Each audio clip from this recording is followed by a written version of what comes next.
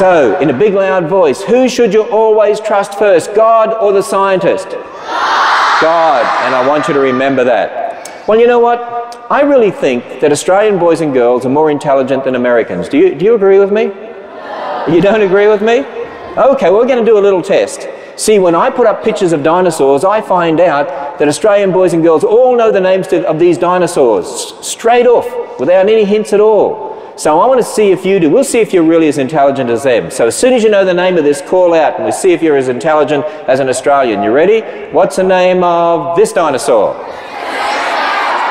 Wow, you really are as intelligent as Australian boys and girls. That's really great. Triceratops. Oh, he was built like a tank, probably weighed 9 or 10 tons or so. But let's see if you know the name of this one. What's the name of this dinosaur? Wow, you know, wherever I go in the world, boys and girls know the names of these dinosaurs. That is absolutely remarkable. I wonder how they do that. Well, anyway, do you know that Stegosaurus is one of my favorite dinosaurs? It reminds me of some of the students I used to teach when I was a teacher, because its brain was really not that much bigger than the size of a walnut. But we won't talk about that too much. Does anyone know the name of this one?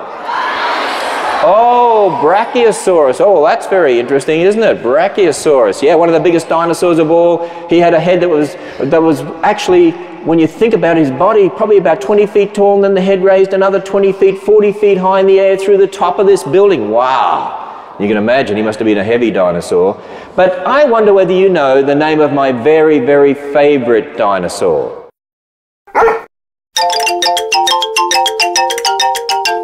Tell you what we'll do. I'll count to 3, and you think about what might be my favorite dinosaur, and you yell it out in a loud voice, and let's see if you get it right, okay? What do you think is the name of my favorite dinosaur? 1, 2, 3.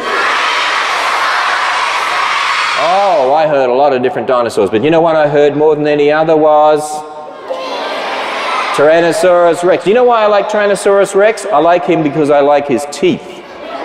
Here's a tooth of a T-Rex. Look at that. Doesn't it look like one of the teeth of your teachers sometimes when they look at you and say, Johnny, have you done your homework? And you think, uh-oh, T-Rex. Well, anyway, we'll talk more about that a little later on. Did you know, when I look at dinosaurs, I certainly don't think of evolution. You know, Buddy Davis is actually a dinosaur sculptor, and here he is sculpting dinosaurs.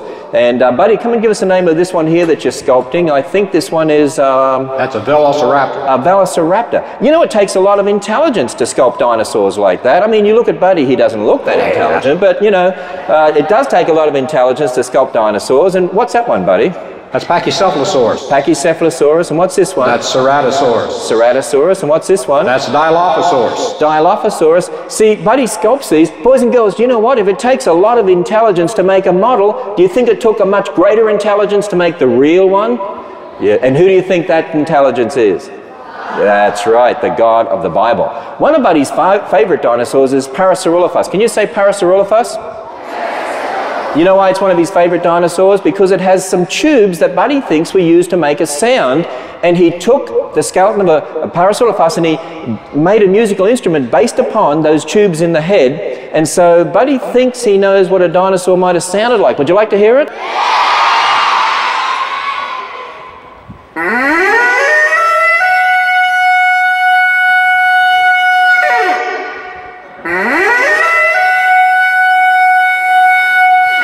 Yay!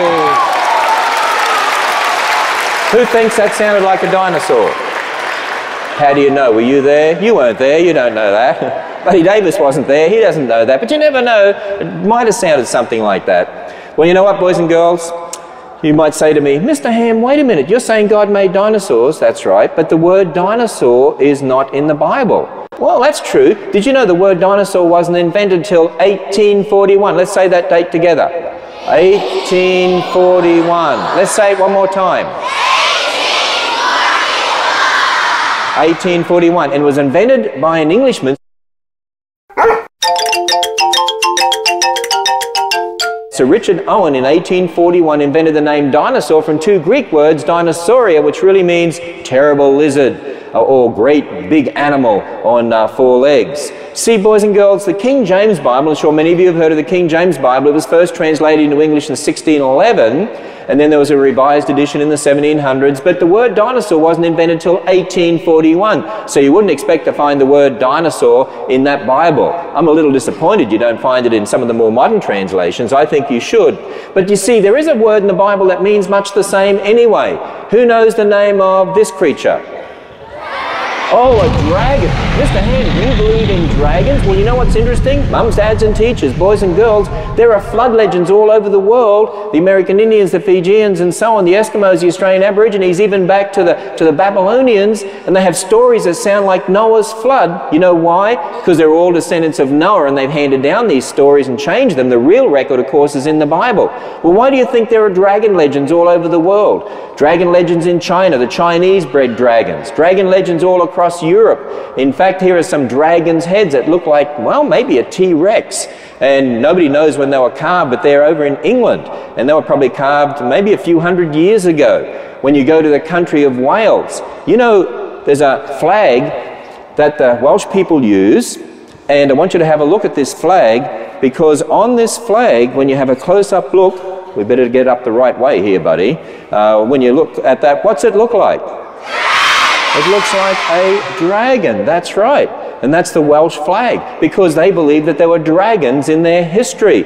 And the dragon legends all over the world. You know, boys and girls, I don't believe dragons were just mythical creatures or anything like that. I believe they have a basis in something that was real. Did you know in the Bible the word dragon is used in the Old Testament a number of times? It's a Hebrew word. It's pronounced tanin. Can you say tanin?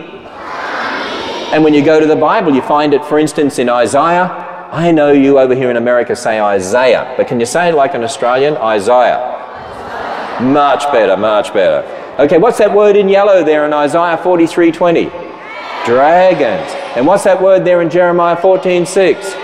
Dragons. Boys and girls, I believe what we call dragons were really what? Dinosaurs. We just renamed them in 1841. We renamed them as dinosaurs. But you know, the Bible doesn't just talk about land dragons. The Bible also talks about a dragon that is in the sea called Leviathan. He's described in detail in Job 41. And in Psalm 74, it's talking about the dragons in the waters. You know, it's possible that those dragons in the waters could have been something like the great Kronosaurus or the plesiosaur. Who's heard of plesiosaurs? Have you heard of plesiosaurs? Okay. And then there's also an interesting passage in the Bible that talks about a flying serpent. And commentaries say some interesting things about this. But you know, scientists actually today talk about creatures that flew on this earth that they call flying serpents. They find the bones of creatures like the Rhamphorhynchus. Who's heard of the Rhamphorhynchus? Have you heard of that? The flying reptile. And the pteranodons. Who's heard of the pteranodons? Or the pterodactyls? Yeah, there's Buddy Davis when he was a lot younger, holding a pterodactyl. That's when he had hair. Whoops, I probably shouldn't have said. That's why he wears a hat. Is that right? No, I won't tell people that. Do you know that Buddy has actually sculpted a dragon? Now that dragon, Buddy's dragon, is actually based upon the shape of a dinosaur called Baryonyx. And he wanted to show you how people could take a dinosaur and embellish it a little. And today we think about those dragons that people saw in the past. You know what else is interesting? Who's heard of fire-breathing dragons? Do you think there really were fire-breathing dragons? You don't? Well, you know, when you go to the Bible, in Job chapter 41, it talks about a beast called Leviathan. Can you say Leviathan? And it talks about the fact that there were burning lights out of his mouth and sparks and so on, and then a flame goes out of his mouth. Mr. Ham, do you really think there were fire-breathing dragons? Well, if the Bible says so, then I believe that there were fire-breathing dragons. I mean, we even have little creatures like, there's a beetle in the world today, a tiny little beetle. It's called a bombardier beetle, and it has little twin cannons in its rear end sort of thing, and it shoots out, you know, smoke and gases at 212 degrees centigrade, like almost like a fire blasting beetle. I mean, if a little beetle can do things like that, do you think a big dragon could maybe breathe fire? In fact, Buddy, I understand, now you've traveled to different parts of the world, and I understand that you captured a little fire-breathing dragon, is that right? Yes, I did. I was in South America, and we got this, and some of the people told us they believe that it's actually a baby dragon, and somebody said it's a fire-breathing dragon. I think it's just a little lizard. Well, it just looks like a lizard to me. Yeah, I've got it in here. Let me tease it out. It don't want to come out. It's a reptile, so I keep this cloth on it to keep it warm. Its jaw's moving. I don't want it to bite me here. Just real careful. Can I just take I don't this? want to get it upset. They said if I get it upset, the trouble could be. Anyway, this is it. It just looks like a little lizard. Yeah, but whoops. Oh, boy. Whoops. I think he's upset. He's a real fire-breathing. You better get that away. I think I better. Yeah, why don't you? Yeah, boy, man. Well, I better be careful the next time I look at one of Buddy's lizards. I think he singed my eyebrows, actually. Well, you know what, boys and girls, we do believe that maybe in the past there were fire-breathing dragons on the basis of what the Bible says. But let me show you some of the other dinosaurs Buddy has sculpted. Does anyone know the name of that one? A Stegosaurus? Okay. And you know what else Buddy has sculpted? His latest dinosaur is a T-Rex. And he made it 40 feet long, 14 feet high. There he is doing the legs, as you can see there, and then the front legs. And then it's nearly finished. And then when he finished it, he took it for a test drive just to make sure everything was okay. Took it out around the cities and on the freeways. I hate to tell you this. Did you know that most dinosaurs were pretty small? Did you know the average size of a dinosaur is the size of a sheep? What was the average size of a dinosaur? The size of a sheep. Did you know that many were as small as chickens? If they'd have survived to today, we would have had Kentucky Fried Dinosaur instead of Kentucky Fried Chicken, wouldn't we? And you know what? When evolutionists eat Kentucky Fried Chicken, they think they're eating dinosaur because they believe that dinosaurs evolved into birds. Now, I have a real problem with that. I just don't believe dinosaurs could evolve into birds. And you know what? There's certainly no evidence that that's true. Actually, if it was true, I'd be worried about finding my turkey at Thanksgiving, wouldn't you? Maybe it was part dinosaur or something. No, it's impossible that dinosaurs could have evolved into birds. But then I have people say, Mr. Ham, are you saying that T-Rex lived right beside Adam? Yes. You mean T-Rex with all those sharp teeth, there we go, inside a T-Rex mouth? Yes. Don't you think that Adam would have been a little concerned when T-Rex was considering lunch? Why? Wouldn't it eat whatever it wanted to eat? Well, no. Do you know, when you read the Bible in Genesis chapter 1, verse 29, God says that originally Adam and Eve were to eat plants and fruits, and then the animals in verse 30 were to eat plants. In fact, people weren't told they could eat meat until after the flood. Originally, before sin, all the animals, Adam and Eve, they were all vegetarian. By the way, mums, dads and teachers, an important point here. Many Christians believe in millions of years and think that that's okay. But if you believe in millions of years, you've got a problem. Because as soon as you believe in millions of years, then you've got all those fossils all over the earth with dinosaur fossils showing evidence of diseases like cancer millions of years before Adam sinned. But when God made everything, he said everything was very good. Was there any death in the world, boys and girls, then? No. Were there any diseases like cancer? No. See, originally there was no death. Something happened to change all that. Originally our diet looked more like this. Doesn't it look nice? Yeah, that's because it comes from Australia. That's why it looks nice.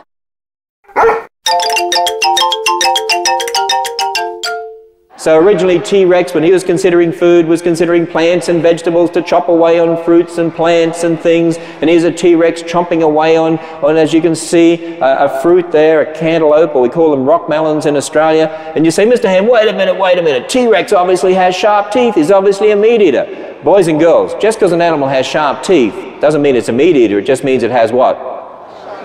Sharp teeth, exactly. See, you understand that. You know there's a lot of animals today that have sharp teeth that don't eat meat. By the way, you need sharp teeth to eat certain vegetables anyway. You imagine, you know, in Australia, we eat pumpkin as a vegetable. And we don't put it in a pie like you do. I don't know why you do that. Why do you ruin pumpkin by putting it in a pie and mixing all those spices with it? No, we make pumpkin up as a vegetable like you cook potato. And some of the pumpkins we have, you almost need an axe to chop them open. Do you think you'd need sharp teeth to eat them? Absolutely. Here's an animal, skull, that looks like a sort of a savage animal, but you know what it belongs to? A giant panda, and the giant panda chomps mainly on what? Bamboo. You know, I took my children to the San Diego Zoo once, along with 5 million other people on the same day, and we lined up, and we finally got to the panda exhibit, and the guide said, do you realize the panda evolved by evolution to get sharp teeth to eat meat, so now it can eat bamboo? Guess what I said to my kids? It's designed to do what it does do, and what it does do very well, doesn't it? Don't you think they think it did? I did too. We had a great time talking about the panda. You see this animal, boys and girls? It's a savage little animal that flies around in Australia and it just rips into fruit. It's a fruit bat. You know, I was interested one day at the Taronga Park Zoo in Sydney. I saw a sign on the bear exhibit. It said, although all bears have teeth designed for eating meat, their diet consists mainly of plants. Does that make sense? And in fact, at SeaWorld, I went to the polar bear exhibit, and they tell you what the polar bear eats. A variety of red meat, and then it eats lettuce and oranges and broccoli and sweet potato and celery and tomatoes and carrots and grapes and watermelon and rockmelon, and so it goes on. Boy, it sure eats a lot of plants, doesn't it? And a lot of fruits. Here's another interesting animal. Do you know what that monkey from South America eats? You say anything it wants to eat? Actually, it eats mainly nuts, fruit, and vegetation. So just because an animal has sharp teeth doesn't mean it's a meat eater. It means it has what? Sharp teeth. And before Adam sinned, all the animals ate plants, and after he sinned, things changed. And it's possible even God changed some of the animals in some way that we don't even understand today.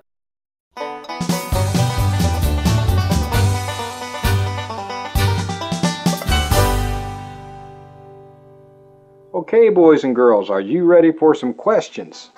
Here's the first one. What is the history book of the universe? Is it A, the Encyclopedia Britannica, B, the Bible, C, Webster's Dictionary, D, Clifford the Big Red Dog? The history book of the universe is B, the Bible. This one is true or false. You are just an animal. False. You're not just an animal. You're made in the image of God, and you're very special.